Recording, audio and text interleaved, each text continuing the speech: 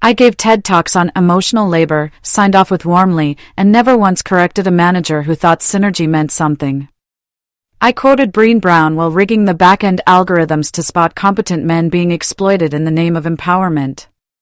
Because that's the dirty little secret, isn't it? The great unspoken gender hypocrisy.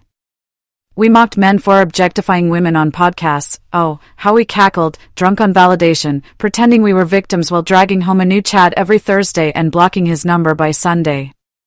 But no one noticed that, in the workplace, we were doing the exact same thing, objectifying men for competence, then neutering them into ego fluffers and calling it collaboration. But here's where the game changed. Men, unlike women, actually wake up when the mirror shatters. They snap to reality. They recognize that their usefulness is being milked, not respected. And once I saw that spark, that flicker of awareness, I knew what had to be done. Stud Seeker was a distraction. Simp Seeker was a data mine. But Auto Karen? That was the revolution. I built a machine that gave everyone exactly what they deserved. The ornamental himboss kept as digital bonsai trees for the maternal elite, and the real men, those with minds and metrics, freed from the nipple of false validation and deployed into systems where their competence mattered. Where they built wealth by building, not by begging. So yes, I got away with it. Because I knew what they all wanted before they did. And I packaged it with a smile, a startup, and just enough estrogen to pass the sniff test. I didn't just game the system, Zainab. I rewrote the rules, automated the double standard, and gave the simps a future. You're welcome. So let me get this straight, Karen.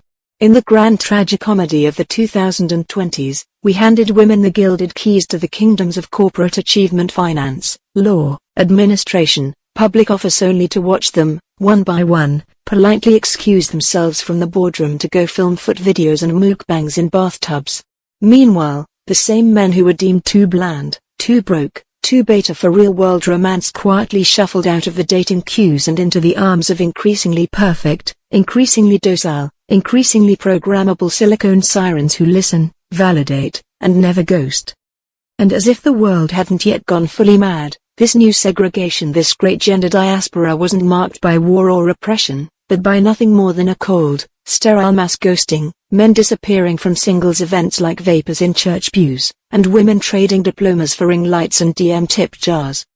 And then you, of all people, you with your sleek suits and devilish resume, you saw the writing on the wall not as a threat to society, but as a market opportunity. You merged the lonely